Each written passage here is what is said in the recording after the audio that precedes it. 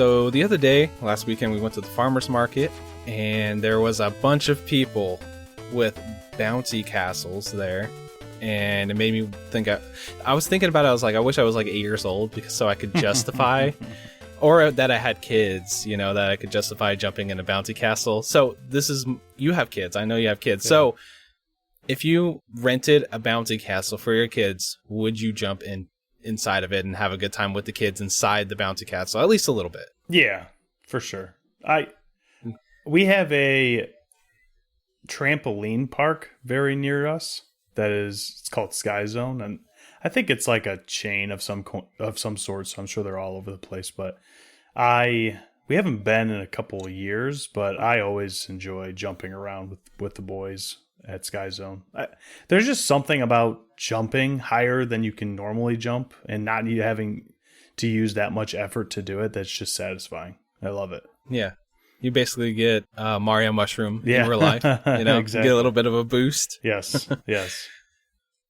But that's besides the point. This is IndieQuest. We're here to talk about indie games. Welcome, everybody. This is a celebration of the indie and obscure.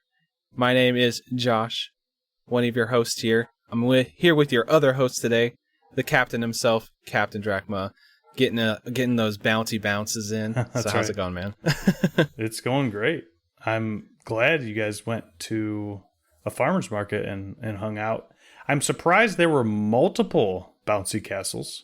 So were they was there like a bouncy castle turf war at the farmer's market? No, that would be so cool to see. Everybody has like Nerf guns and stuff. Right. That would be awesome. No, I think they're just like, I honestly feel like they're like, here, try these out so you can rent them for kids' birthday parties type of thing. You know what I mean? Yeah. It's such an odd thing because I feel like when we were younger, a bouncy castle was such a luxury. Maybe the school would have like a carnival type event, or you'd have to go to a festival or fair to get into one. But very rarely do I remember being able to rent one, or maybe it was a thing back then, but just not in my area. But now I see it all the time. Just driving down like birthday parties. There's parents that are constantly renting those things. It's crazy. Is it like more affordable, or is it just really like cost prohibitive still, but kids want it so bad that the parents are like, okay, we'll do it type of thing? I would imagine it's probably more affordable because, like you saw, maybe it's more accessible now. There are more people renting them, right? Whereas it was more niche back then. That's my assumption, but I'm not positive. I'm not a bouncy castle connoisseur, but. Oh yeah, I mean, we had a good weekend. I went to Din Tai Fung, which is always good. I think that's becoming one of our favorite places. It's a little bit of a drive for us, you know, get those amazing soup dumplings, and oh man, just thinking about it makes my mouth water. Yeah. That sounds good. So is that Japanese or Thai? Is Din Tai Fung Japanese? Oh, they can't hear me right now. Their headphones on. I'm not sure. I think it's Chinese, honestly. Okay. Yeah. But it's like soup. They have dumplings, and they're like soup dumplings. Literally inside the dumpling themselves is soup. So you put it in your spoon, you crack it open, you drink the soup, and then you can like dip it and eat it afterwards. So it's so good. It's like a soup gush. It's like a soup gusher, kind of. Yeah, pretty much. Yeah. Cool. Yep. All right. Well, I'll get focused. We'll talk about what we're here to talk about today.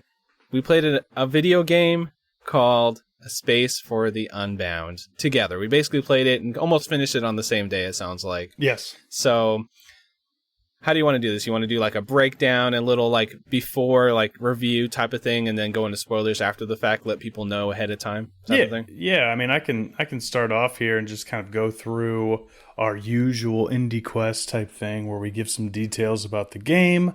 But of course, we're basically not going to touch on story at the first section. So it will be fairly similar to our To the Moon type reviews, right? So, but a Space For The Unbound. Yes. Hopefully we can like agree where it goes on the quest log too, right? I think we probably will, but we'll see, right? We'll do that classic 1 month of dating where you try to say the exact same thing at the exact same time. So we'll go 1, 2, 3, and then we'll either say main quest or side quest. So hopefully it works out and we say the same thing at the end of the first section of this episode. So we'll see. But The Space for the Unbound was released January 19th, 2023. So it is a 2023 indie. It's kind of surprising that it's been out that long. And it's probably because I've been looking at it in my library, like salivating over it for months since I bought it, but just waiting for the right time. And this was it, obviously. Seems like it hasn't been out for basically the entire year, but it has been. Mojiken Studio was the developer, and I put down for the platform everything. That does make me wonder, though, Josh. What did you play it on? I think it's pretty obvious. I played it on Steam Deck at this point most of the time when it's a smaller indie.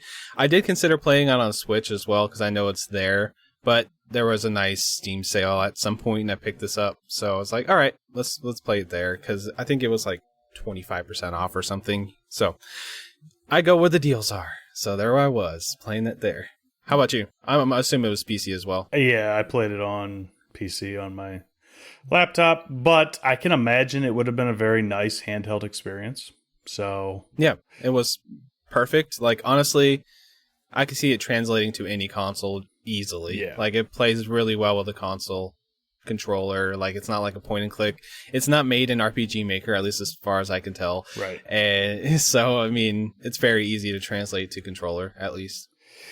Yeah, so speaking of that, you mentioned point and click, and A Space For The Unbound isn't a point and click by the very nature of how you move around in the game world, but it does remind me a lot of a point and click. It's kind of like a point and click for people who don't like point and clicks, kind of like me. Like it really, I enjoyed it that they made the point and click aspects more console video gamey. Right. Yeah, it's kind of like, so if you guys haven't played much classic PC or point and click games, they pretty much will say, here's a list of items and kind of figure out how to combine these items to solve puzzles. In this one, it's more like this person has a problem. Maybe you should figure out what item you need to pick up or get for this person. You know, I feel like it's more streamlined for sure. Because like a lot of times with those point and click games, you're like, if I put the tuning fork with the chicken nugget, what's going to happen? Right. You know, it makes the chicken nugget musical instrument. You know what I mean? Or whatever. For this, it's kind of like, I feel like the puzzles weren't so challenging that I was stumped ever. But it was more like, oh yeah, I saw that object and when I was going through the environment before, so this is going to work for this character now. So. Yeah. And I actually really enjoyed, I know we haven't completely gotten into gameplay yet, but I really enjoyed the way that they did the puzzles because once you kind of figure out early on what it's trying to get you to do, you start to pay a lot closer attention to everything and it makes you want to click everything. Well, it's not a point and click, right? I guess that's what a point and click does too. It makes you want to click around the screen, try to find things that maybe you wouldn't have thought were there. But it works in that way because everywhere that your character, Atma, walks, it, you know, when you go across something that is interactable, it will pop a question mark above, like a question mark bubble above your main character's head, and you can click, right? And even when there's some NPCs that maybe you have talked to, you know, prior, because it's a pretty small area, town, that you get to adventure around for most of the game. You talk to a lot of the same people multiple times, but when you haven't seen them in an hour of game time, you're going to go talk to everyone again because you realize that they have a lot more to offer as the game goes on and progresses. Like it's a living, breathing adventure, right? So yeah, and I guess maybe right now, let's paint a picture. Like, well, what does the graphics look like? Let everybody know, like, kind of like the art style we're going for here. Yeah, so I kind of compare it to, and hopefully everyone, this is maybe a little bit obscure, but it's the closest inspiration that I can think of. It reminds me of the 16-bit Super Famicom Kunio-kun games. Do you know what Kunio-kun is? I do, but I don't know if everybody would. So in the States, and the reason I say this is because I don't think any of them came to the Super Nintendo, but in the States, that series is called River City Rampage. The Kunio-kun Super Nintendo games did not come to the States, So I guess there probably could have been called River City Rampage, Super River City Rampage, or something. I think if you say River City, I think more people will know because there's modern incarnations of the series. So I think people will know what you're talking about there. River City reference. Girls, it does. Yeah, the graphical style is a little bit like River City Girls, except for it's more realistic, I guess. Mm-hmm. The background, even though it's pixelated. Yes. Yeah, it's weird. It almost makes you feel like you've visited this town, even though it's not. You're not walking around in Skyrim or something that's trying to be real, right? This is very much a 16-bit stylized view of this game world that feels alive, makes you feel like you could jump in and live with these people. It's pretty wild. Yeah, they do the lighting, I think, helps with that.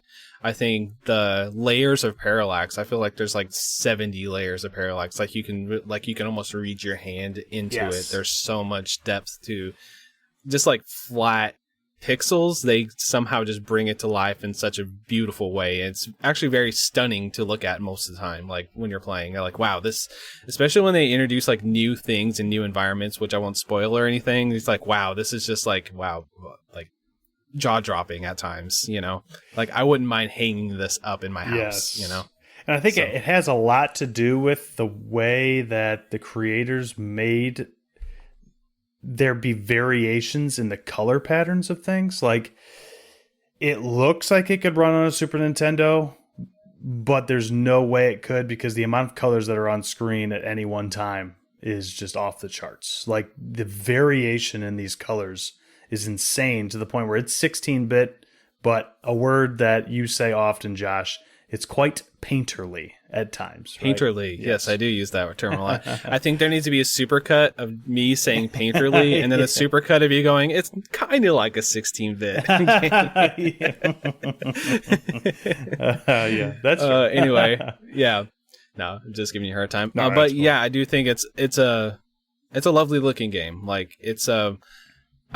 had seen some trailers for it, and I knew it was side scroller, but I didn't know what I was really in for. I didn't know if it was a platform or anything. I really was surface level on this game going in. I had the idea that it was a story based game that looked really good, and I had really nice music in the trailer, and that's it. That's all I really looked into for this game. And I've seen it on Twitter, and people were talking about it, oh, this game's so cool. This is one of the best narrative games I've ever played. I'm okay, that's on the list. And then you said you were playing it. We kind of both talked about it a little bit. Mm-hmm. We're oh yeah, we're both, that's on our radar, so that's why we're here. But the game surprised me from the gameplay, I guess. What it ended up being more like an adventure style game, and it does have some action elements. We can get into that. Yeah. But it's not really an action game at all to start off. It's just kind of you're wandering around exploring and trying to solve these in-world puzzles pretty much. Yeah, I would say it's much more to the moon than Street Fighter, but it has elements of both of those games, which is interesting, right? And it does, yeah. I was very surprised by that stuff. So the majority of the game, you're kind of walking around, as Josh said, talking to people, getting hints. Oftentimes when there's a key hint, it's in yellow text, which kind of draws your eye to it, right? So you can kind of go through the story, you're reading everything, especially you should be invested in this game. I will point out right now, we're going to get into some heavier spoiler stuff later in the episode, but this is a very well-told story, a very good story. It deserves, don't skip through the text. Read the text of everybody, because everybody's got their own personality, even the NPCs that you might only talk to a couple times. You feel like you know these people, especially at the end of the game when things kind of go topsy-turvy, right? But right. You're walking around collecting those hints from NPCs, and then you're walking around and trying to pick up random items that are laying on the ground, and hopefully they can be used to help NPCs. But on top of that, there are some collectibles, which doesn't often happen in these kinds of games. I don't feel like outside of your normal, this is a story relevant item, but you can collect bottle caps. And of course, probably everyone's favorite collectible is not really collectible at all, but it's petting every single cat and animal, and naming them in the game, and naming each and every one of them. Yeah. So that was one of my favorite things to do in the game. I mean, it's very charming. It makes you it endears you to the world because there's all these stray cats everywhere, and you bend down. It's like, oh, I never met you before, buddy, and then you like have 3 name choices.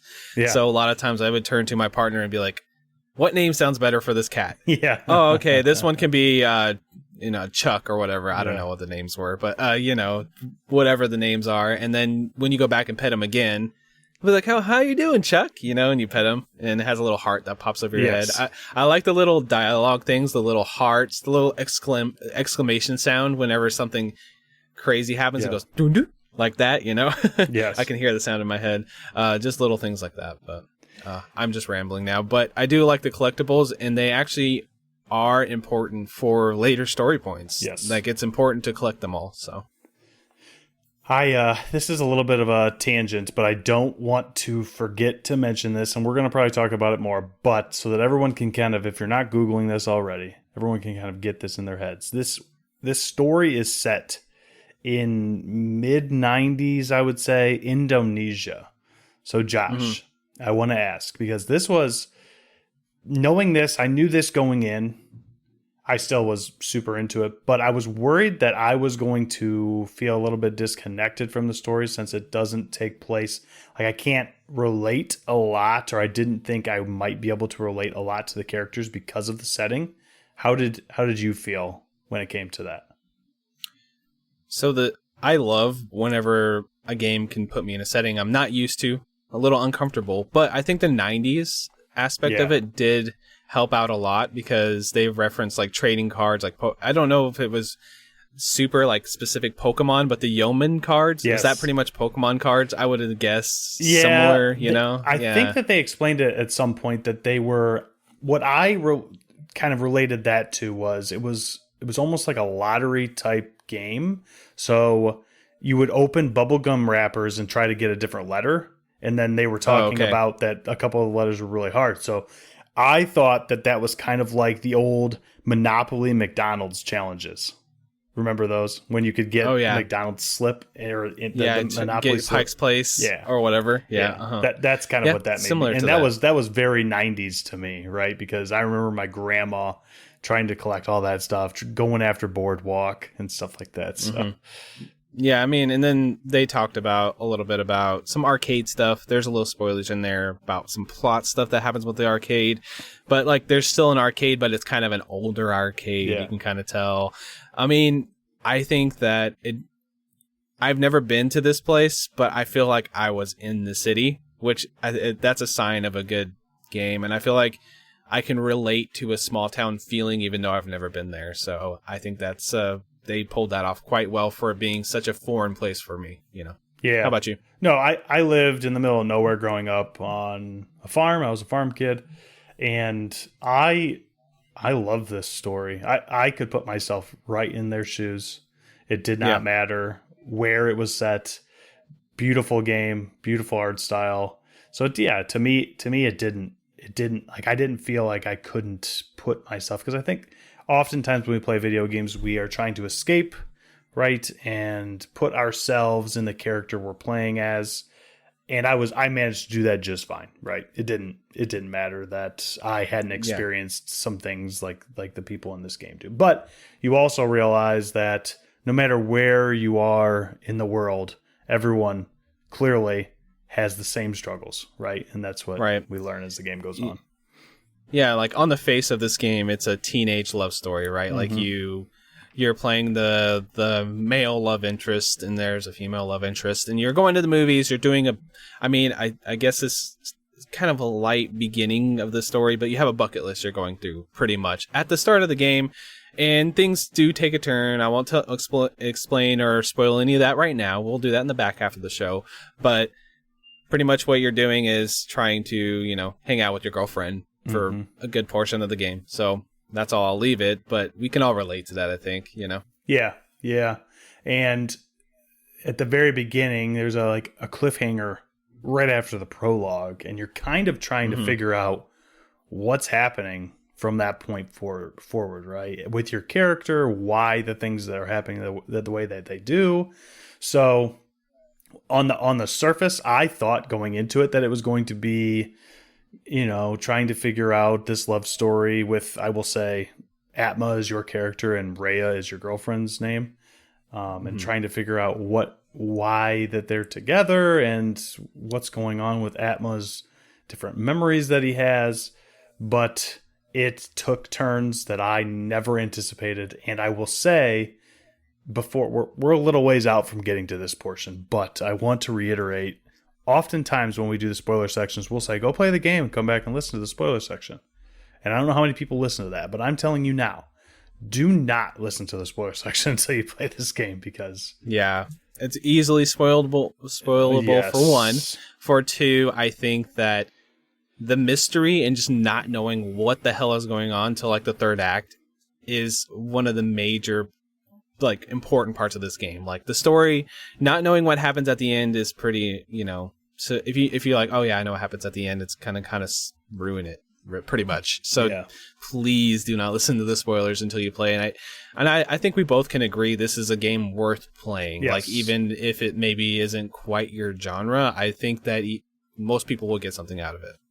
Yeah, I agree. Which we should go into outside of only what you're doing with adventuring around, some of the other gameplay elements. So the game kind of gets pretty fetch questy. Would you agree, Josh? Sometimes you're just, I walked to this person, give them the thing that they asked me to give them 5 minutes ago, and now they ask for another thing that I have to go find. Right. Yeah. I will say that my main criticism for this game is I do think some of the time when I feel like we need to get to the next story, I want to see what happened on this next story beat. They send you down 5 fetch quest chains instead of maybe 2 to 3. Right. And occasionally I did feel like, okay, yeah, now we got to go help the baker out with this thing. And I did all this work and then didn't even care about that. Now I got to go do this other thing. Yeah. And it did drag in spots for me when it comes to that. I feel like it was a little padded maybe at times. Yeah, I agree. That's probably my main criticism of the game, and I don't really think it took me out of it too much, but it was occasionally I'm like, yeah, let's get this going. I want to see what happens next, Yeah, I think that this was a 10-hour game for me, getting almost all the achievements. I'm super bummed out that I did not get all of the achievements because I was very close, and I think that there's no other option but for me to replay the game to get this one other achievement, but... Did you just miss a cat or something?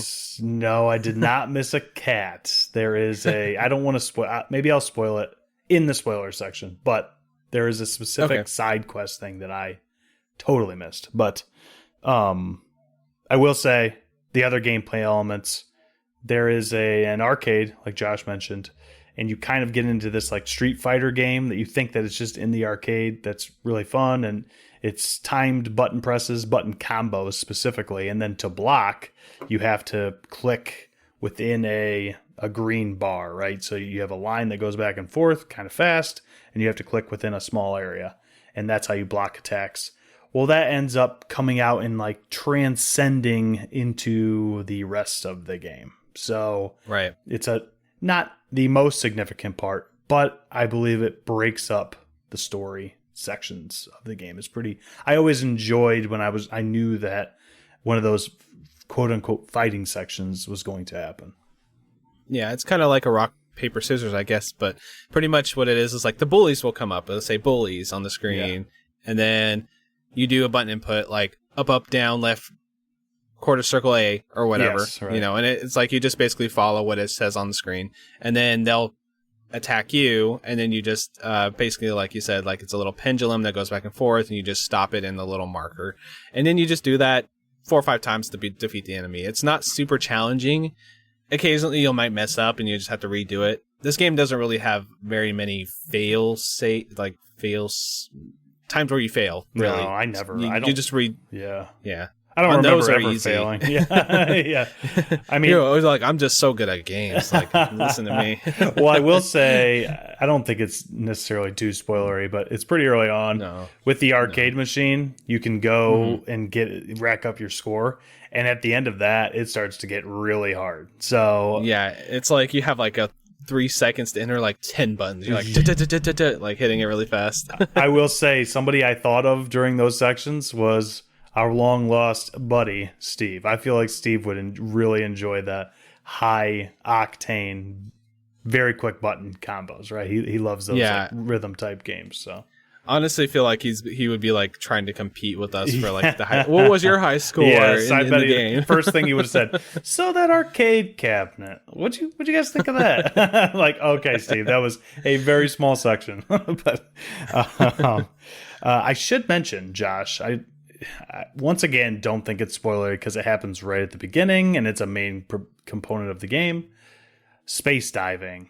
And the magical they have superpowers. Sections. Yes. Yeah, there's superpowers in the game. Like, oh, we didn't. By the way, there's superpowers in this game. You know, then one of the main characters has X-Men powers, pretty much. You know, pretty much. Yeah, there it is. Yeah. But yeah, what's space diving all about? Let them know. So space diving is basically something that Atma can do, where if someone has a problem in the real world, sometimes a little yellow flower will pop up above their head, and Atma can walk up, you can walk up as Atma, and dive into their brain, basically. And I think they frame it as you're in their heart. Well, right? That's probably true. I always thought of it as... that's how they frame it. It's the brain, though, right? It's kind of the same thing. It's above their head, and I always thought of it as this is the conflict that they have, that they're trying to get through right now. But you could say that they have a conflict in their heart, too. But you're diving into them as a person. I'm sorry. I'm just a hopeless romantic. You know, I had to go there. But you're diving into them to... basically help them solve their problem, their inner turmoil, I would say. They have some sort of inner turmoil, and things start ramping up towards the end of the game where the turmoil, I would say, gets greater. And yes. Yeah, you have to a little bit, just a little bit. Yes, you know. Yes. So both Atma and Rhea have powers. Rhea's powers are a little bit different. She does not space dive, but she can do a lot. Like, she's very powerful, and it honestly reminded me at times almost of 16-bit video game Stranger Things in a way. Yeah, kind of. And then I also just like going back to X-Men, very Jean Grey, where she has just like so much power that she doesn't know what to do with it type of feeling. You know what I mean? And that is one of the conflicts of the game. We won't get into much spoilers when it comes to that right now, but let's just say she has a lot of power. She can manipulate things that are very surprising in the story, and that's where a lot of the turns happen in this game for sure. Yes. Before we move on to what I think is one of the best elements of this game, which is the music, I also want to mention that I really enjoyed the way that you can track your side quests and your main quest stuff in the red book that Atma gets. Yeah. I thought it was extremely useful. I think sometimes we don't mention, or people don't mention those types of things where it's like, oh, this is your UI that you can utilize to keep track of things, and people overlook stuff like that. But there's so many useful things in there, from tracking all of your collectibles to where you're supposed to go next. And the map, I was constantly referencing the map, because even with the map, it's kind of hard to navigate this weird, I don't even know how you call it. It's a side-scrolling plane, but you're trying to navigate on a flat, like a map. third dimension. Yeah. And you're trying to figure out where you're going. You do get it. I feel like it took me like half the game to kind of learn the town a little bit. Like, they're like, oh, it's by the cinema, and I'm like, the first time they did that, I'm like, how do I get back there again? I had to look at the map, and then I kind of piece it together. Okay, I go down here and make sure I hit this alleyway and go this way.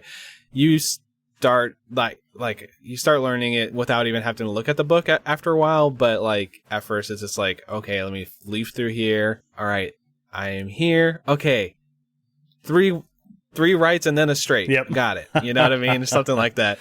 But yeah, it's pretty much. I do agree with you about the book. I mean, it has some lore stuff in it. Yeah, I think we can leave it there. Yes. And there's important lore stuff in it that is actually really good. I think we can talk about that more in the spoilers. But yeah, I totally agree. I think that it's a nice in-universe way of making you have a really good and useful UI, which I don't think the game has much UI besides that. That is the UI. Right. So it's just all beautiful environments, and then the occasional question mark over people's heads, and then some dialogue tree choices, and then the rest is in the book. Yeah. It doesn't even tell you like what items you have on hand. You have to get into the book to track that as well. So your screen is completely clear of clutter at all times, which is pretty awesome. It helps immerse you a lot better, which I think is important for this game specifically. So, and one thing about the style of the game, just to hit it real quick, is the way that they do the border of the screen supposed to kind of mimic a CRT a little bit? You know what I'm talking about? Yeah. It has kind of like a warped,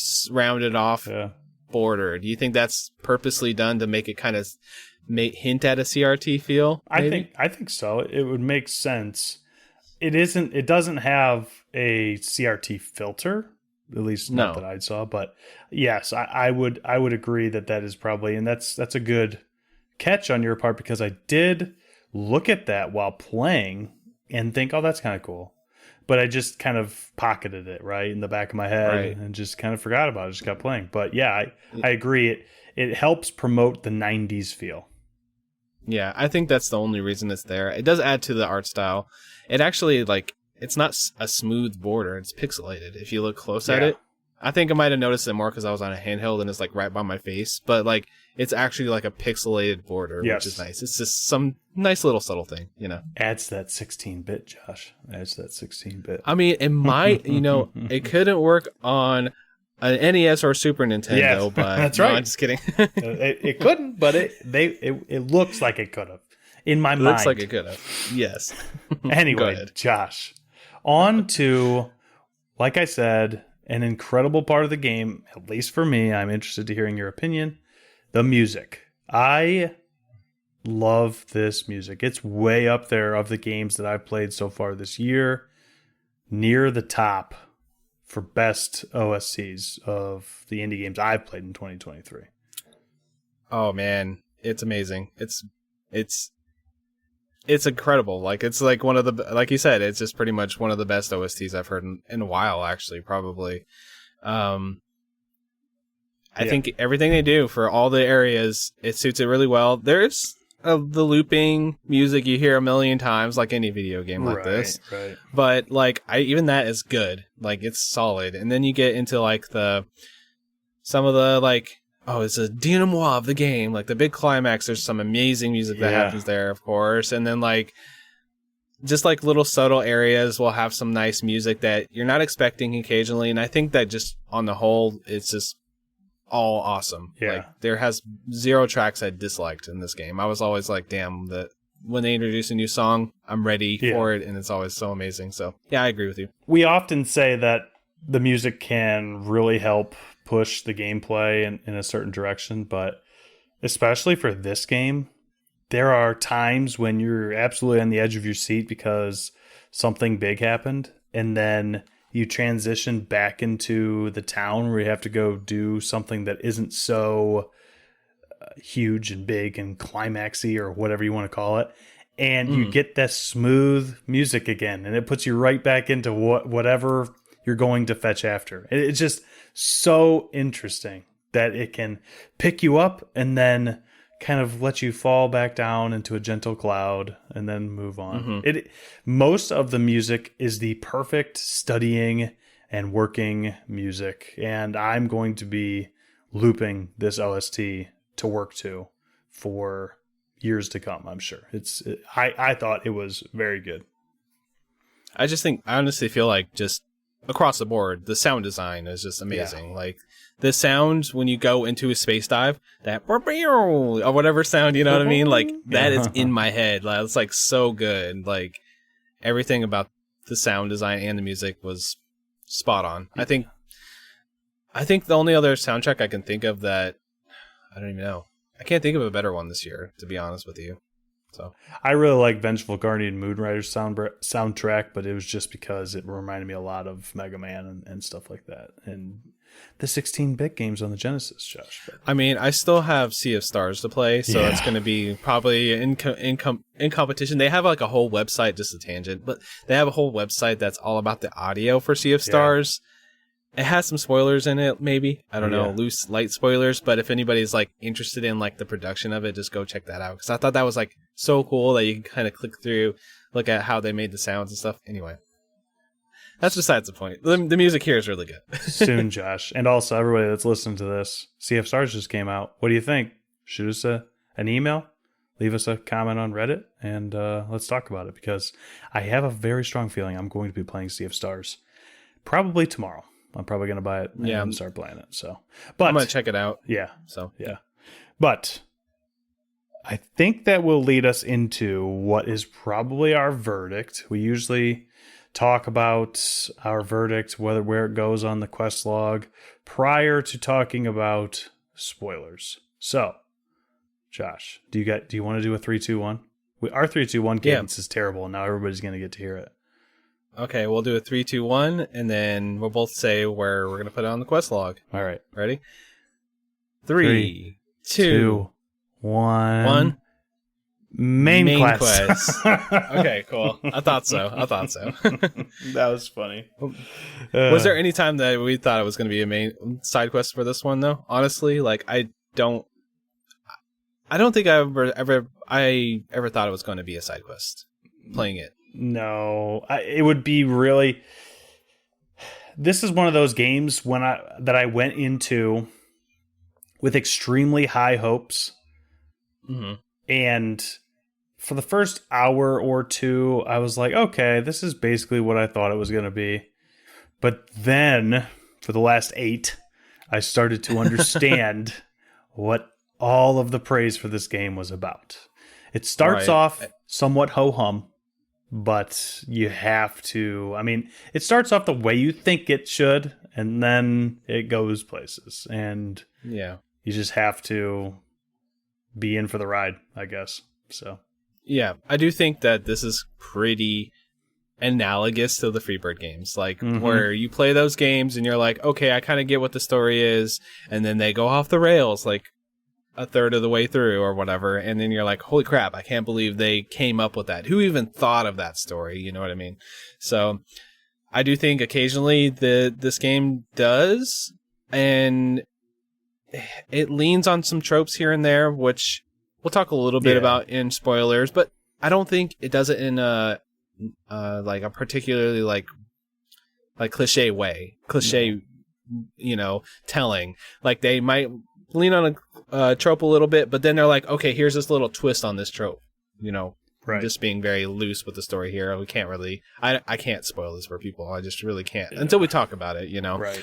But I think that for me, for me, I was like, yeah, this is all right. This is pretty cool. I mean, this is charming. That's the main word I had for it. And then after a while, I was like, oh my God, this is like intense. This is intense. This is making me like edge of my seat, want to keep seeing what's going to happen next. So I think that this is pretty much a main quest with a bullet. And I kind of think that we were going to lean that way anyway going into this. This is one of those ones where we're kind of like, this is on the checklist of 2023 games we probably should get to and have on, have played to talk about for later on in the year when we're doing like superlatives and stuff. So definitely a main quest. I think everybody who hasn't tried this game, or maybe this is the first time you're hearing about it, definitely play it, check it out, get the whole experience. And it's on everything like Seth was saying at the top. Switch, PlayStation, Steam, Xbox, everything. If you have a console, you can play this, and I think it's worth your time. Yes. Go out and play A Space for the Unbound. It is incredible. It is worth it. Do not listen to the spoiler section that we are just about to get to until you do that, because like with the To the Moon series, it will ruin it for you. Unless you have a bad memory and you can listen to it right now and you're going to play it next year or something. But that is, I'm telling you, it's not something you want to spoil. And I will also say, we were talking about a little bit, Josh, I go into these types of games, especially after playing the To the Moon series, and I'm trying to figure out what's going to happen. and I didn't do that good of a job. So like Yeah. it's still, I mean, there were parts where it's like, okay, that makes sense, but I didn't guess that, you know? Yeah. So. I feel like there are certain beats that I could like almost predict, and then they're still not exactly correct, even though my prediction was kind of in that ballpark. But yeah, so anyway. Yeah, it's an incredible game. So I think that what we'll do is we'll do some plugs. Yep. We'll play some beautiful music from the game, and then we'll get into spoilers after the song. So sound good to you? Yep. All right, so plug time. You can find the show at IndieQuest Pod on X or Twitter, and you can send us emails, IndieQuestPod@gmail.com. Where can they find you on the internet? You can find me at Captain Drachma on Twitter, and of course, you can find all of the hosts on IndieQuest at Polymedia Discord, best place on the internet. Josh, where can they find you specifically? It's at Frantic Society on Twitter. That's about it. But yeah, we are also on Reddit as r/Polymedia and Polymedia Network. I always mess that up. And go leave a comment over there. And we're a part of the Polymedia Network. We have a bunch of amazing shows over there about nostalgia, video games, movies, and otherwise. Go check that out at polymedianetwork.com. See if there's something that will tickle your fancy. There probably will be. If you're listening to this, you'll probably like at least one of the other shows, if not all of them. Yes. So go check that out. Usually, one of us leaves a nice parting words, and we probably won't. We'll probably just be like, see you later at the end. All I have to say is, we're there, folks. Do not listen to the next part if you haven't played this game. And that's all I have to say. Yeah. Spoilers after this song that's going to play right now.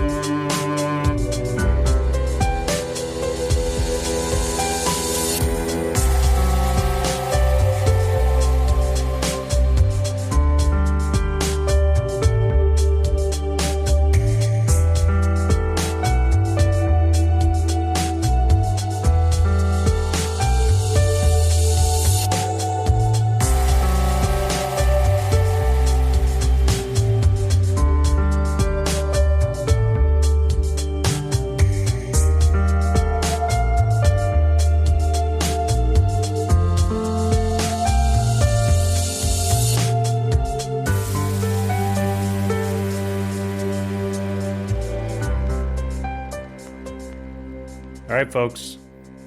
We're back in the spoiler section. This is it. It's an IndieQuest review. We always do spoilers, so really this time, in 2 seconds, we're getting into it. Alright, here we go, Josh. So, I must say, at the beginning of the game, Atma falls into the water, presumably drowns, and then wakes up. I was like, that was fishy. Something weird is happening here. There's something weird going on. I don't think that was actually a dream. It did not seem like a dream. What did you think? It's a really, I love the intro, the prologue. Yeah. It's like, it's so intense. Like, it really just gets you into it. You're like, okay, there's this character, Nirmala. All right, you got a book. You can jump into people's heads. All right, cool. Or their hearts, whatever. Yep. And, okay, we're going to go to this island. Oh, shit, he drowns. And then you're out of school with a different girl. And you're like, okay, what's going on here? And the thing is that started confusing me is like, and I kind of did start piecing together that this is major spoilers, guys. You should not be here. I'm about to drop a big spoiler for the game. So that's the last time we'll say that. But anyway, I kind of started piecing together, or at least thinking that possibly Nirmala and Rhea were the same person. Like I was like, are they the same person? Is that what's going to happen at the end? Maybe. That was one of the options. Yeah. It was kind of in the back of my head. Yeah. And it ended up kind of happening. Well, you know, kind of, sort of. I mean, they are. I would say if you want to put it into the plainest terms possible, Nirmala and Rhea are two sides of the same coin. They are the same person. It's almost like Nirmala had a split personality and she wanted to not even a split personality. It's almost like Nirmala was always Nirmala, but then decided that she wanted to take her life seriously after getting bullied and harassed. Bullied by everyone, horribly abused by her father to be serious with her life. So she almost created Rhea when she was young and buried Nirmala within herself. Oh, you want to, okay, this is for the end of the game. Do you want to hear my theory as to how what is taking place before this? Like, what was the incident, why she is in this coma at the end? What do you think? I'm willing to hear it. Yes, I want to absolutely hear what you have. I have my own thoughts. So okay, all right. So I think that she attempted suicide. So do I. I honestly think that's what it is. Yeah, I think that the main idea of the game is she wanted to die. Yes. And she wanted to destroy everything about her life because she wasn't happy. Mm-hmm. And then that Atma's soul, or the idea of Atma, which is where it's open for interpretation, kind of like saved her pretty much, right? Yeah, we really went there, Josh. You just dove right into the deep end, right out of the gate. I had to. I'm sorry. It's okay. I've been thinking about it a lot. Yeah. It's very intense story. Like it really gets you in the feels for sure. Did you tear up or cry or have that moment? Especially we're just full on end of the game now, but when Rhea is walking, like trying to come, Atma is trying to get her to come out of it, of her medically induced coma at that point, or whatever, right? Because we are unsure of what exactly was going on with Rhea. All we can presume is that she attempted suicide. And also, I think the game itself hints at that, because there is, before, I will say, I mean, this is not spoiler at all, but everyone's here anyway. But at the very beginning of the game, before the game even starts, there's a couple warnings. Did you read those? And so of course, bullying and everything, but also suicide, right? So there's a content warning there. So you're like, I wasn't expecting it to be her. Like, I was thinking that maybe there was another character in the game they introduced, or somebody talked about it or anything. But no, it's they pretty much say it with that warning that that's what happened. You know what I mean? Kind of. Yeah. So, I don't know. It was very shocking. I'm going to rewind a little bit. It was very shocking whenever she just started making people fucking explode.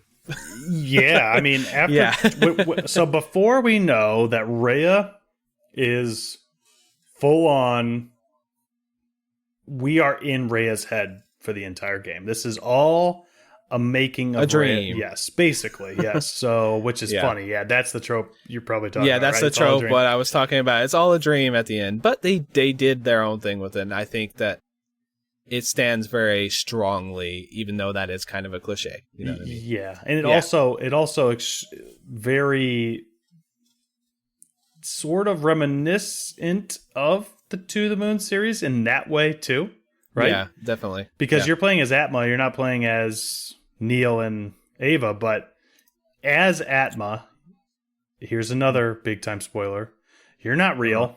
You're not real, right? I mean, I think that's what we can assume. But yeah, go ahead. All right, just a fun fact. Okay.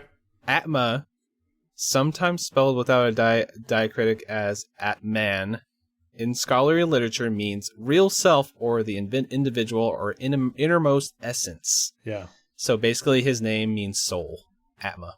Yeah, so I think that is up for interpretation. But if we were to go purely by what is possible, because I think that while there is all these superpowers in this game, we find out at the end that there was never superpowers in the game, right? Like that was just in her mind, and then like her creativity, like at 1,000,000, pretty much, right? Yes, yes. So that was all a figment of Rhea's imagination while she was sleeping. So we can presume that possibly Atma is also not real, but like you mentioned about the soul and about how that name originated, Atma also, I love when a game does something clever, or does a very clever thing with the game title, because this space is Rhea's head, right? That's the space. At least that's what I think it is. And the Unbound is Atma, right? Because Atma is not bound to her head. He is the only one that is not impacted by all of the things that she tries to do. Right, like the trying to control people or taking over people or turning people into cats in their brains or whatever. Yes. Yeah. Yep. It's interesting to me. Like I was trying to think, is Atma? I think they do this on purpose. They're trying to say, oh, is Atma an imaginary friend, or was he an actual friend she had that she is remembering? You know what I mean? Yeah. That's the thing. Right. That I think that is one of the big like question marks at the end. Is like, was he just an imaginary friend that she brought back in her head and he was unbound, or was that an actual person that passed away, that his spirit or his soul or memory was coming back to her? Like, I think that's just open for however you want to interpret it, right? Yeah, I interpreted that he was a real person. And the reason, we'll get into some of the side characters now. So Marin was Rhea's only friend, Nirmala's only friend when she was a kid. Right. Until Atma came. And the reason that Marin never met Atma, and she assumes that he's imaginary, to me, is because he's much older, right? And he had run away, so she was like trying to look him up. Well, he wasn't from there at all. Like, he came there to try to be creative himself. And so that's why I think that he was real, but also it would be kind of weird and creepy for a much older guy, like 19-year-old probably, to be hanging out with what I presume is like a 12-year-old, you know? So, well, what I was thinking about that part is that maybe he wasn't 19 or whatever. That's just the way she saw him in her head, because that's the last time she saw him, you know? But honestly, if that was the last time she saw him, then he would have been like 17 or something, right? And she would have been like 13. So it is a little bit iffy there. Maybe she's a freshman and he's a junior or senior type of feeling. Yeah, I don't know. I always kind of saw her Nirmala, right? Rhea, right, as a kid. As like a 12-year-old, maybe like a 12, something like that. 11, something right like that. And especially when they present like Marin when she's the same age as Rhea, and she looks very young, right? So that's kind of a weird-ish part of the game, because, and I think that this is totally normal too, but Nirmala / Rhea is presumably in love with Atma. She loves Atma, and that's why in her memory, while she's sleeping, she makes Atma her boyfriend, right? When realistically, Atma, you play as Atma at the age that he dies, quote unquote, in game. He doesn't age past that point, whereas Nirmala / Rhea, they do age up to the point where that's okay. They're Yeah, the that makes same more age, sense. Yeah. right? Yeah, they're like seniors in high school. So right. So maybe I don't know. Maybe to him it was an innocent relationship. Like he's like, oh, this kid, she's super creative. I see the creative spark, and I have that creative spark. So I'm trying to relate to her and be nice to her and kind to her, because she seems like she's bullied. I feel like that's probably what it was. A kind of harmless thing, but Rhea turned into a romantic thing because she had a crush on him or whatever. Right, which happens. That name a person that it didn't happen to when you were a kid and you had an older babysitter or something, right? Like that. Yeah. This person that paid attention to you when no one else, like, she was bullied, no one liked her, and Atma was there and kind of facilitated her creative growth. And of course, he's like, it's Star Princess. That sounds awesome. Let's whittle on that a little bit. Let's make that story a real story, right? You know? Yeah. So backstory on Nirmala Rhea. Now that we're here, when Nirmala was young, she didn't care about going to school and getting good grades. All she cared about was drawing, creating stories. That was her thing, right? She really was a very creative. I think people call that left brain. I think that's left brain, right? the creative Yeah, side. I think so. Basically exclusively, right? And the reason that Rhea came about was because she shoved that left brain mentality down when no one treated her, like everyone made fun of her. I mean, I think the main influence on that was her dad verbally, and I think we are to infer physically abused her. Yeah, because they show the mom, and the mom, it's kind of hard with the pixel art, but I really think that she had a black eye in a couple of those, like with the mom. I didn't pick up on like, that. Oh. Yeah, I think one of them, either that or she just looked really frazzled, but I just could have swore one of them, she had a black eye when she was talking to her mom. So I think it definitely is inferred there was some type of, physical abuse there, which is unfortunate, but Yeah, and the other way that I think, I mean, obviously you can cower if you're getting yelled at all the time, but her mom was very sheepish, cowering all the time when he was around, would constantly ask Rhea to just behave in front of him, right? And happy ending, though. They leave him. Yeah. Right? So yeah. I would say he didn't ask her. He commanded, but that type of guy. Right, yeah. Absolutely. Yeah, the drunken POS father kind of thing, pretty much what I got from that. So, and he was paying for Nirmala's private school, it seemed like, right? I don't know the education system in Indonesia, but it sounded like he was paying a hefty sum for her to go to school, and in his eyes, she was wasting it. But even after she was Rhea, he still didn't. He still said it. Yeah. So I think it was pretty much private school feeling because everybody had the uniforms and stuff, right? Yeah. I think the only person that didn't wear the uniform like the same way as everybody else was Marin, right? She had like an overcoat type of thing or something. I think that the way they characterize everybody, you start to like really just understand the characters really easily just from talking to them and stuff, and they really do characterize everybody so well in this. Speaking of characters and characterizing, let's just start at the top. We already touched on Marin a little bit, but let's start at... We already talked plenty about Atma and plenty about Rhea, but the next one, the character... The cool thing, what I thought was pretty cool was, and especially after Chapter 2, you learn this, but each and every chapter is the name of a specific NPC and an important NPC. So Chapter 2 is Eric. So there is, in any story like this, any bullying story like this, there's always one king bully, right? And Eric was that bully. Very stereotypical bully. Just a piece of crap, right? I'm just laughing because you get him cigarettes and he's like, "You got me shitty cigarettes." Like, what are you doing? And they see he's like coughing and choking on them. It's hilarious. Well, because I think that he was just being tough guy, right? He doesn't actually smoke. He was just being... Yeah, and then he puffs it. He's like, "Man, he must have got me some bad cigarettes." He's like, "Screw you, you don't smoke." Yeah. But as we go through that chapter, we learn more about Eric, right? And we get to space dive into Eric. And the cool thing about space diving into the main characters is you get a lot of characterization versus some of the other space dives are just simple puzzle solving to kind of move the story along, get going on with the plot.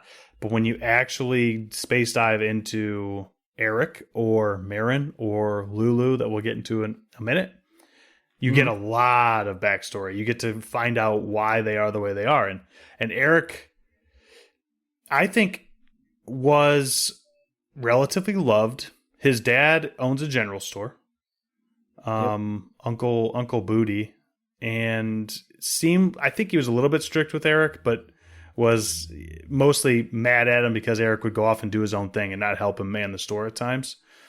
I think Eric is the type of character, type of person where it's like the social norm was bearing down upon him and he wanted to be cool. And that was the whole thing, because you find out that he's kind of just a little kid inside that needs help and wants friends. But he pushed that away to just be tough. And that's... Yeah, they even depicted like all the other characters, like the kids as wolves inside of his mind. Kind of like if you get seed by these wolves, as an intruder in there. But if the kid version of him that's locked in a cage gets seen by these wolves, then they're going to judge him because he's not it's they'll kind throw of him back in the extended cage. metaphor. Yep. Yeah, extended metaphor, I guess. He needs to be a wolf. He needs to be tough. He needs to be fierce at all times. When in reality, he doesn't actually need to be that way. And we find out that Eric seemingly actually had a crush on Rhea. And that's like super cliche and tropey, right? Oh, the bully likes the person that he bullied, right? But interesting. But the end of chapter 2, the very end of chapter 2, I was totally shocked. That's where I was like, okay, we've gotten through the first 2 chapters. We're getting to the end of this one. I can see that Rhea's pissed off. Like she's... Yeah, because he killed his cat. They killed Admiral. Which I was like, what the hell? They killed the cat? Yes. Wow. But anyway. And then the talking cat. Yes, Admiral comes back, and that's when you start to be like, okay, there's a lot of magical stuff, and that explains, like, in a world with magic, anything can happen. So you're not quite sure what's going on, right? But when Admiral just shows back up, it's like, what happened here? But, end of chapter 2, Eric is attempting to apologize to Rhea, and Rhea won't hear it, keeps cutting him off, and then we find out that, like, Rhea's 7th power, because Rhea can do anything, she turns Eric into what she thinks is his true self, which is the werewolf that we saw in his mind, right? Or in his heart. Right. And then just kills the shit out of him. And I was just like... just explodes him. Holy crap, what just happened? I was completely blown away by it. I was not expecting that. Yeah, I was like, she just murdered that guy. That's what I was thinking. Like, just straight up murked him. You know what I mean? I was like, whoa, this just got super dark. It went places that I did not anticipate it would go. Yeah, I was very shocked. Like Steam Deck down, just like, what the hell? Eyes huge, saucer plate eyes. Like, what the hell? So it's like one of those moments, I gotta see what happens next. And they reference it, they talk about him, he's dead. Like, but the thing is, he just wakes up in the classroom again, right after that. Isn't that what happens? He's Atma wakes up because... Yeah, Atma just... Yes. Mm-hmm. What do you think's happening so every chapter starts with Atma waking up in the classroom. What do you think happens between the thing that Rhea does, which in this case was kill Eric, and Atma waking up? Do you think that because Rhea is in control of everything, she's just resetting everyone, but she can't quite reset Atma because he is the unbound one? So he just kind of slots in? Yeah, I'm pretty sure that's what happens. And then after like the Lulu part, and then everybody... Well, actually during the Lulu part, everybody's like, the festival. They're like brainwashed. And if you bring up Rhea at all, they go... Rhea, blah, blah, blah, blah, with a bunch of letters, and they're like, the festival, Yeah. So I think that honestly, so as Atma, as the soul, or, as the reflection of his soul, whatever, he's experiencing the stuff, and he's getting flashes of his past life in between things, and then he kind of, quote unquote, wakes up again, and then he's just like, what is going on? Like, what the hell? Like, I was just in this classroom and it looks completely different. Lots of little Easter eggs in the classroom and things around to discover, of course, but it's just like, they do a really good job of just being like, what the fuck's going on? And then slowly revealing it. Yes. But yeah, definitely. So speaking of Lulu, throughout her chapter, I started to think, is Rhea like legitimately evil? Did this game hide this from me so well? Right. Because this is why I said do not listen to this part if you have not played this game. Because you are going through this game for the first 4 or 5 chapters thinking, I have no idea what's going on. Initially, you think Rhea is a nice girl in the first chapter that is actually dating Atma after he wakes up from this weird dream. Okay, let's play along and go with it. But she starts to... At the beginning, she uses her magic for good, it seems like. She's helping people. But as the game goes on, she's just using it to get what she wants. And it's like, Whoa, I did not anticipate that. That is not what I thought that's not what 11 does in Stranger Things, right? Because No, yeah. She doesn't assert her will on people. I feel like that's what ends up happening a lot with this is like, this is what you should be saying right now. You should be serving me in my world and my reality, which we find out it is her world and her reality. But when you don't know that and she's just doing horribly evil things and brainwashing people, you're like, what the hell? You know, I guess we're just following this guy, this hopeless guy trying to save the world from this evil person. Yes. You know, that's what I thought was kind of like the through line out for a while there, you know? And it's funny because me as the player, I mid chapter 3 stopped trusting Rhea altogether. I'm like, Atma, time to dump her and figure something else out, right? Because she is destroying everything. She is destroying everyone's lives. She is making everything worse. But it's funny, Atma, the character that you're controlling, you only have so many options of choice, right? It's kind of a hallway. You're going towards the one goal, right? For the most part, you can do things, side quests and stuff, but Atma never gives up on Rhea, really. He gets mad at her because he doesn't understand why she's doing it, but he's constantly pursuing. The main objective of every single chapter is find Rhea. You know? Yep. You're always searching for her. You're always trying to help her and see what's wrong. And you learn why he's doing that because he's there to help her. Like that's the whole point, you know? Like he needs his purpose, to help her. Yeah. Yes. Yeah. And I thought it was kind of beautiful. Like honestly, like this has a to the moon songs playing, yes, heartstrings pulling, tears welling up in the corner of my eye moment, you know, and I think that they pulled it off so well because of the juxtaposition. You think you have no idea what's going on, and then you start learning a little bit more, and you learn a little bit more, and then they have the big reveal at the end, like, okay, this is either she's having a dream or she's coming out of a dream, and you're not sure, and then you wake up as her, you know, a little bit older version of her. Yes. But yeah, it's just like the way they play everything is just so beautiful. Like I don't think that they could have pulled it off any better. Yeah. Yeah. So really quickly, let's talk about the last two main characters. Two main characters, yeah. Lulu is basically the queen bee. She is student council president. She snaps all the time. Yes. She fun little animation. Yeah. Prom queen. But at the end of the day, I think that they do a lot of justice to Lulu because she could have just been a royal B-word, you know? She could have been not a nice person. But Lulu actually is a good person. In general, she helps a lot of people and is very organized.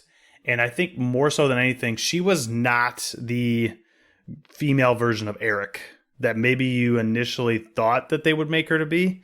She is the girl that Rhea looked up to. She wanted to be her.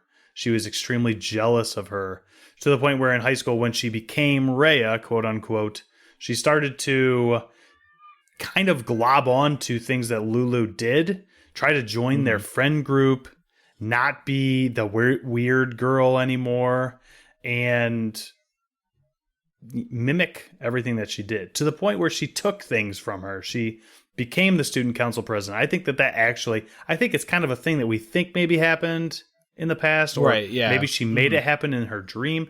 I think that she actually did do that in real life because that's kind of a weird thing where Lulu was the previous student council president or whatever they called it, class president, and then Rhea became the class president. And I guess that's kind of a subjective thing. You could think maybe that didn't actually happen, just something Rhea wanted to happen when she was in school. But I mean, either way, though, the thought was there, right? Yeah. I think in my view of the game that she actually did become that, but she never felt as good as Lulu. And people were always telling her, well, Lulu would have figured this out. Lulu would have done that. And she was always measured to her, right? Yeah, there's even a line that Lulu says is like, you're never going to be me. Yeah. Like, why do you always try to be me? Yeah. Yes. So Rhea... I love the space diving missions with Lulu because she was like Your Honor, like the judge in them. I really enjoyed those. And it was kind of like sleuthing around the world. You'd have to go find evidence and try to convict these people or show them that they were wrong. They were acting incorrectly because in Lulu's chapter, everyone starts going crazy, kind of, right? starts Right. behaving in different ways because Rhea is changing everyone's personalities to be the way that she wanted them to be to progress the story in her own mind to where she wanted it, right? But Lulu and the other main characters, while they could get changed a little bit, they were more grounded in their actual selves than all of the other NPCs. She couldn't change them as much. Like Eric, she couldn't change Lulu as much, and she could barely change Marin, right? Right. And I think that was the point. So they were almost unbound, but still sort of bound to her memories.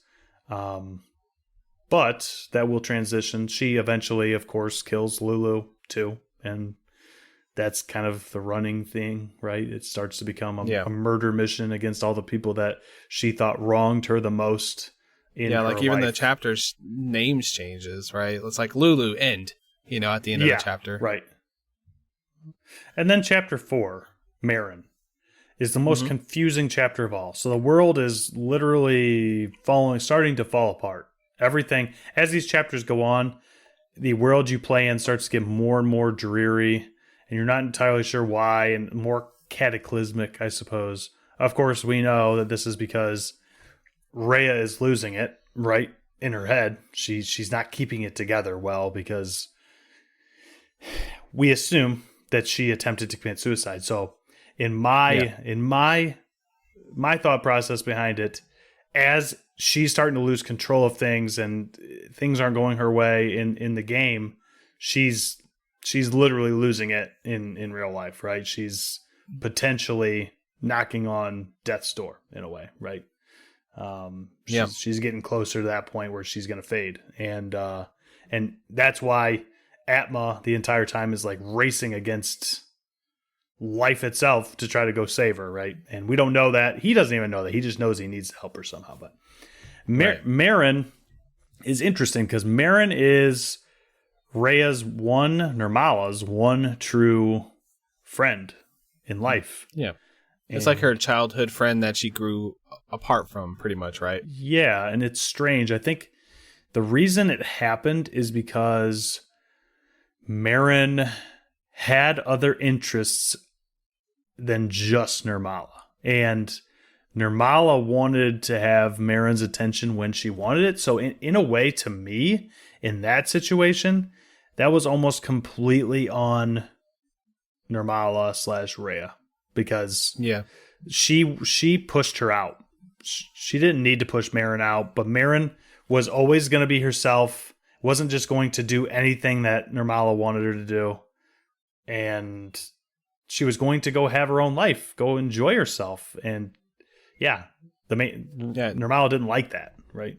Yeah, Nirmala just wanted her friend for herself, but the thing is, in reality, that's not how it works. Right. The person's going to find their own clubs, their own interests. Yes. They're going to have other friend groups and, go to events by themselves or, do things with family or whatever. But I feel like she did paint Marin as like kind of like a bad person. Yeah. In that chapter, like, oh, she just left me for this and this. But if you're thinking about it, you're like, no, I mean, she just,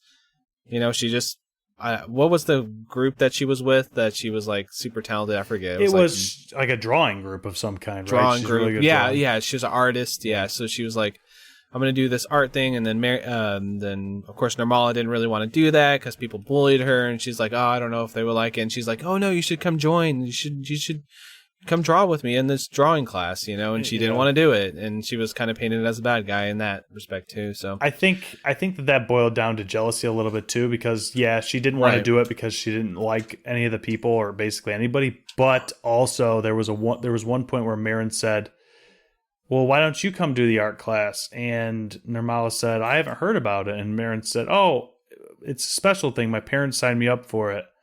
And Nirmala said, oh, and Marin's like, yeah, I mean, I think it costs some money, and then Nirmala got jealous and was like, well, there's no way my dad is going to pay for me to do anything that has anything to do with like creativity. He doesn't want me to do any of that stuff. So then she just got jealous because it's something that she enjoyed, but wasn't going to get to do because her dad would never let her, basically. So, but, I think that's all of the characters. Any other big spoilery things that you wanted to mention before we get to we've kind of hinted on it, but I think the perfect way to go out is to talk about the last chapter and kind of the big scene. I just kind of want to jump right into that sometimes. Sorry, I get too excited. That's all. You're good. Did you get all the collectibles? Did you see all the side stuff or no? So no, that's why I didn't get all. Did you get all achievements? No, I'm just gonna be honest. I did the pet one. I petted everything. Yep, me too. And then I was missing one of the Yeoman cards, so I didn't actually get to do that whole thing. And see the secret ending, but of course I looked it up. I was like, I'm not gonna replay the whole game for some Yeoman cards, sorry, but yeah. So I know the differences, and I did watch the scene where that old timer gets the bike for his son and stuff, which is pretty cool because there's a bike sitting there the entire game. Yeah, and you're exactly. Like, what is this bike for? Yeah, yeah. So it was nice to see what that was for. But yeah, which one did you miss? I missed. There's a part about bawling your eyes out to a song. Oh yeah, this basically you have to go down a bunch of people and just pretty much go from there. Like there was that one right by the cinema. It goes from there, and you have to talk to multiple people, and it gets down to like a singer, and there's a whole quest line about it. Yeah, I think it's easily missable. Honestly, I missed all. I never talked to, like you would think. I talked to so many NPCs. Basically, everybody I'd run by, I'd talk to. But I must have just missed the first couple people that could have given me that quest and whatever. The cinema, I do not like where they put the cinema. It's kind of tucked into a corner at the bottom left. And you're not going to get there unless you have to go there. So I probably should have just gone adventuring at certain points when I will say the game constantly tells you, are you sure you want to progress? And I was like, yeah, I've talked to everybody like 3 times. I don't think there's anything I have to do. But I didn't want to spoil myself. Like I thought maybe the ball your eyes out thing was going to happen in chapter 4 or something. You know what I mean? I assume so too. And then there is a little, like basically if you explore, you do start talking to musicians, and eventually you get to a musician that sings a song that makes you cry. So, and that's in the chapter with Lulu, I think. Yes, chapter 3. Chapter 3. Yeah. So, yeah, because I think Lulu's with me whenever that was happening. So, yeah. So that's what I missed. Before we get into the main section, what did you think about the multiple inception layers of space diving? And then we never mentioned it was like cross diving, and I was like, cross diving? Come on. Yeah. What does this even mean? Jump into the past. Yeah, and I was trying to like conceptualize this game too much, probably thinking about it too much. I was like, how is this going to work if I have an item and bring it into space dive? I guess anything that's in my jacket, I can bring into space dive. Right. I guess that's just how it works, conceptually. Like, of course, it's all in her head, so it doesn't really matter. But like, when it comes to that, like it does matter, obviously, but like that part of it, I was like trying to think about it too literally at times. I'm like, how does this work? You like bringing this in here, you bring in a cake inside of her head. How does that work? Okay, but yeah.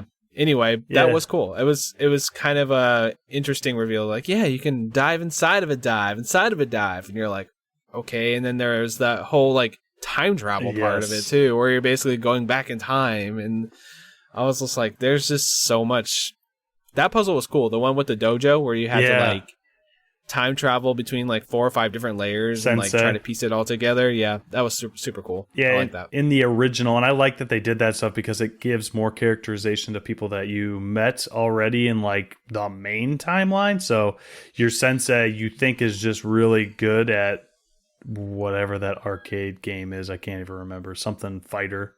But in actuality, I think the probably truest timeline of him, he had his own dojo, which is super interesting, right? Right. But yeah, I loved... Yeah, like... Go ahead. Yeah, I mean, they basically do that for multiple characters, right? Yes. Like the true timeline is like, oh, this person, the pastry chef, the daughter, that's super obsessed with Chinese food, gets a Chinese cart. And I think that's actually like what happens in real life, right? When she wakes up, she has a Chinese cart. Yes. But anyway, yeah. Yeah, I agree. And I love that part because there is one specific part in this game where you space dive into somebody and you have a lot of power to manipulate them, basically. And she is one that you manipulate in a bad way just to get what you need to do to progress as Atma to like move the story along. And I hated that with the cake girl, because you basically convince her that no, everything is cake to you. You need to go bake, even though that's not what she wants to do in real life. But you just put that in her head. And eventually she goes crazy and you feel bad, which is good. I'm glad they brought that back up and didn't just brush it under the rug, because I felt bad for her from the time I did it until I finally fixed her in chapter 5. So yeah, it's just kind of like incepting a thought into somebody, like, no, you're wrong. You know, your inclination, the things that you want in life is wrong. You need to do this thing so you make a cake for me. For my girlfriend. Right. Basically. Exactly. Yes. You're just bullying. You're basically bullying her in her brain, her heart, to make her do whatever it is that you need her to do and change her whole life for it. And it's pretty scummy.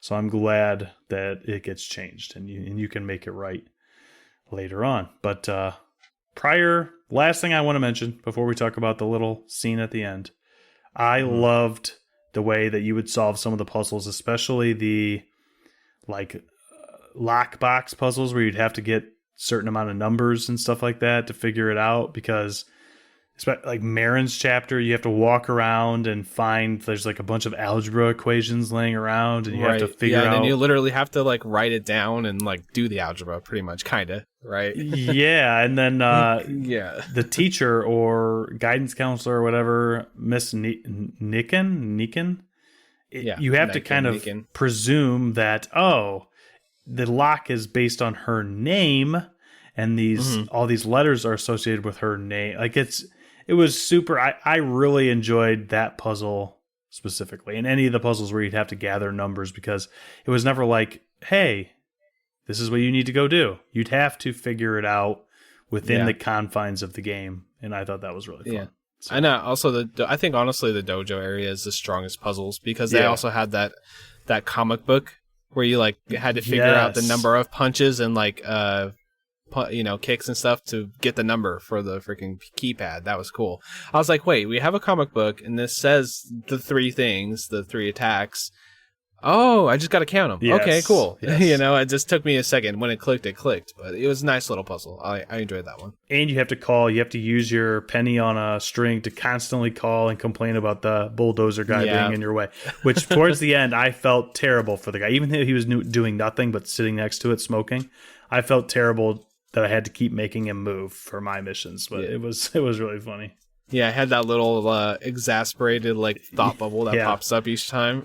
Ooh, I can't. It's like you were talking about good sound design earlier, and it's got a funny sound effect too. Every time it gets like a, but yeah, and then whenever someone's surprised, it's either that exclamation sound or their eyes get huge and they lean back in the pixel art. Yes, which is cute too. It reminded me a lot of How Far to the Moon came in their animations. I thought that they did a really good job, even though this is much better graphical design than To the Moon in that series.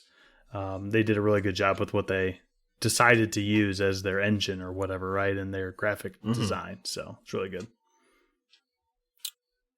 So let's talk about this ending. Let's actually talk about it. Let's not just be Josh oh yeah, it was nice. Yeah. It was good. Let's actually talk about it. So go ahead. Let's talk about it. What do you want to talk about first here? Well, you finally find one of the coolest parts before you even get to the end where you're walking is you're running through all these battles and fighting a bunch of clone Atmas, basically, right? So you're the Unbound one. You are the true Atma. But Rhea is throwing a bunch of fake Atmas at you to stop you, because she can control whatever in her memory, but she can't control your character specifically. So you're having to go through all these fighting sequences to beat them all up. And during all this time, we haven't mentioned it up to this point, but in all the dreams of these previous chapters, there's this big, shadowy, weird-looking cat monster with wings that keeps coming and getting you to go away as soon as Nirmala, you don't know who Nirmala is at that time, but as soon as Nirmala is setting things into motion to kill the main characters, basically, and you're like, why does Nirmala keep killing these characters? Who is Nirmala? I thought she was a dream girl, right? So, but this big cat keeps coming. Well, in chapter 5, you find out that, or maybe even in chapter 4, but you basically find out that it's Bosk, and Right.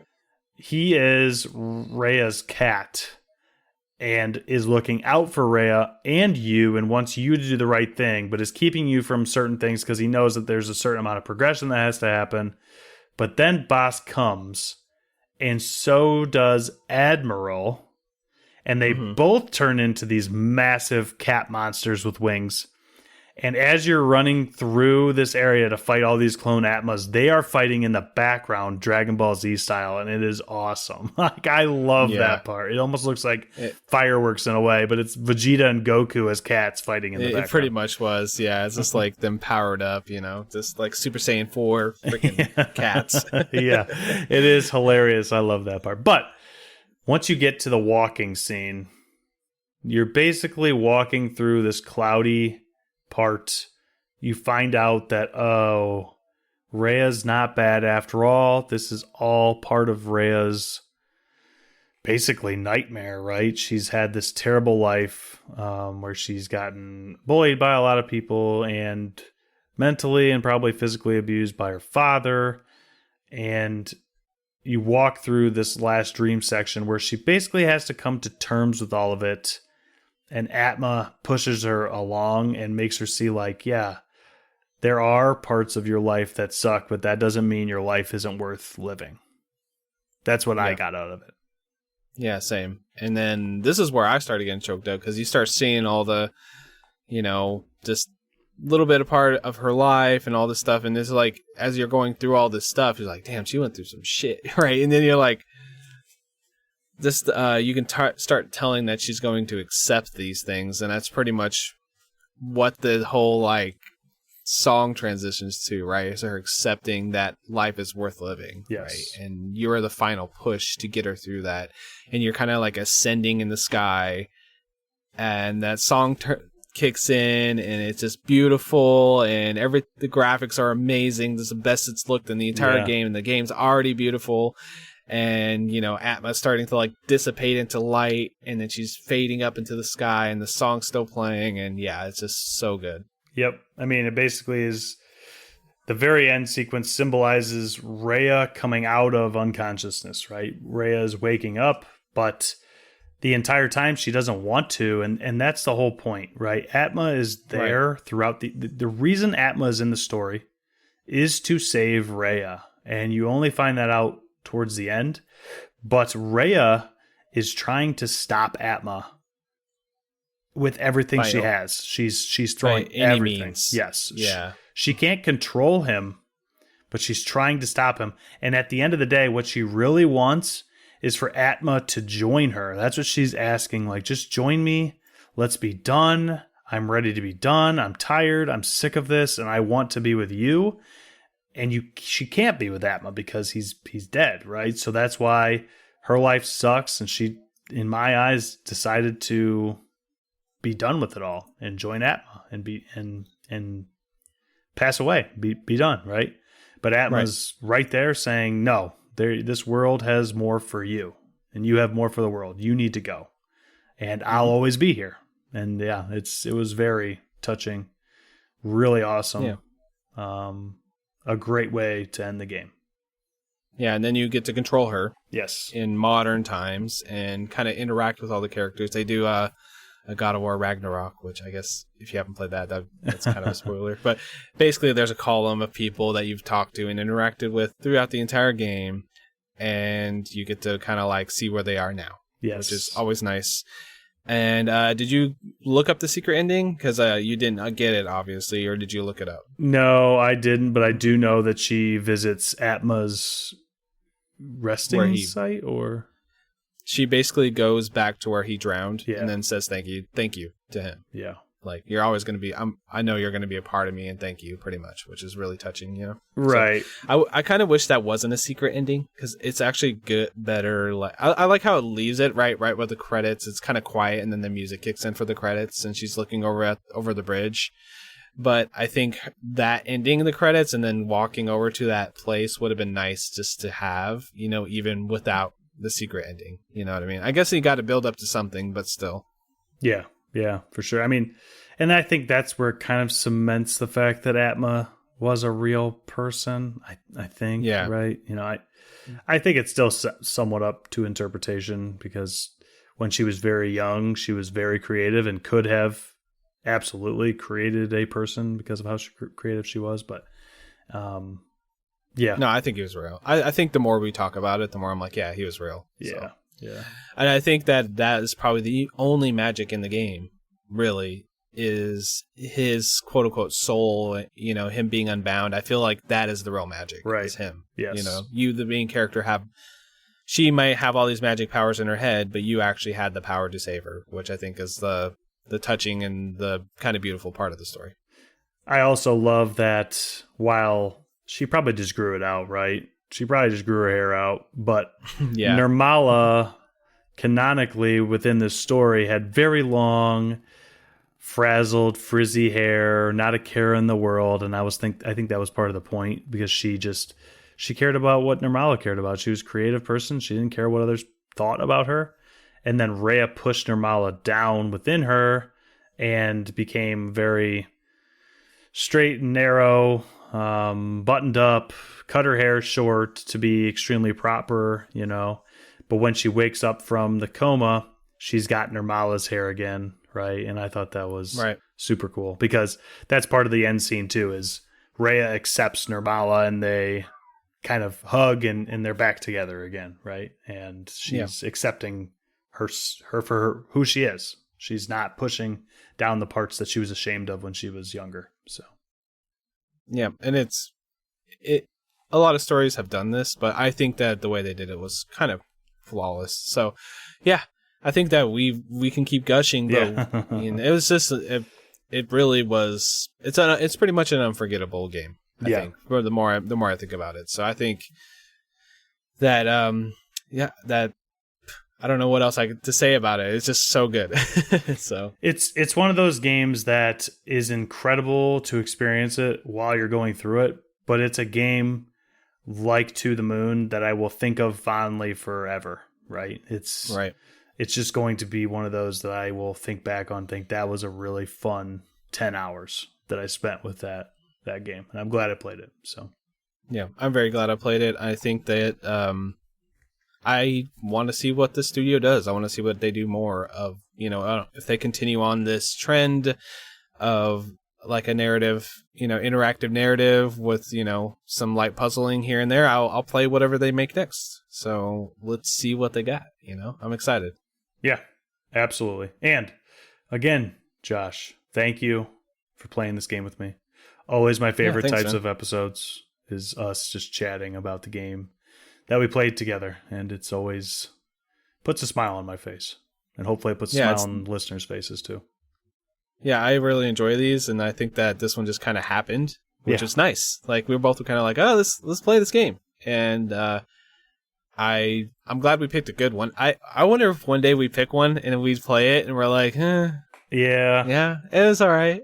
That's the one thing I worry about with the episodes like this. Yeah, I think we'll probably stick to the relatively good train because usually when we all fall upon a game, it's because there's hype surrounding it. We played To the Moon because it's one of Steve's favorite games and then became one of our favorite games as well, right? And just for everyone who's listening who doesn't know this, somewhere in the spoiler section, A Space For The Unbound has about 3,000 reviews on Steam, which isn't honestly all that high. Like Hades has 200,000 or some ridiculous amount, so it's still relatively unknown, but I think it's pretty well known for an indie.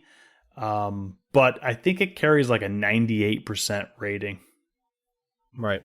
So it's well loved. Yes.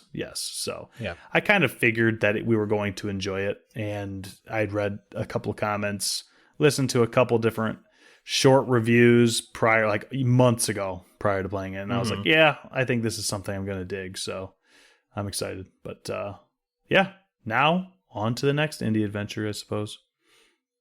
Yeah.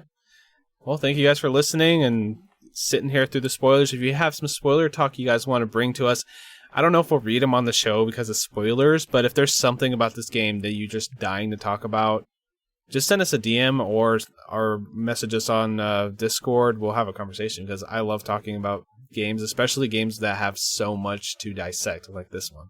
Yes, for sure. All right, everybody. All right. I will talk to you later. Peace out, guys. Thank you.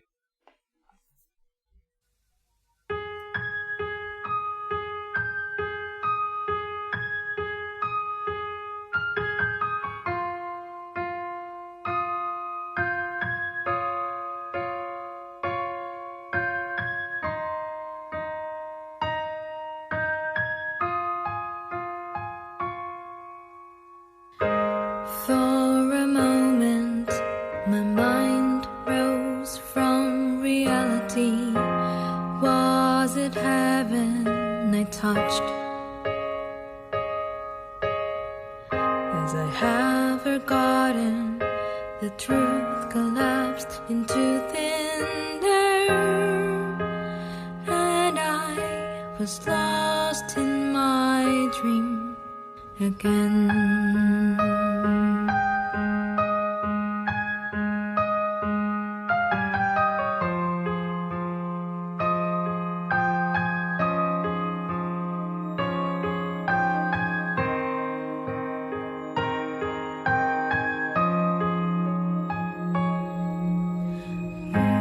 Half awake, I see your face in reality.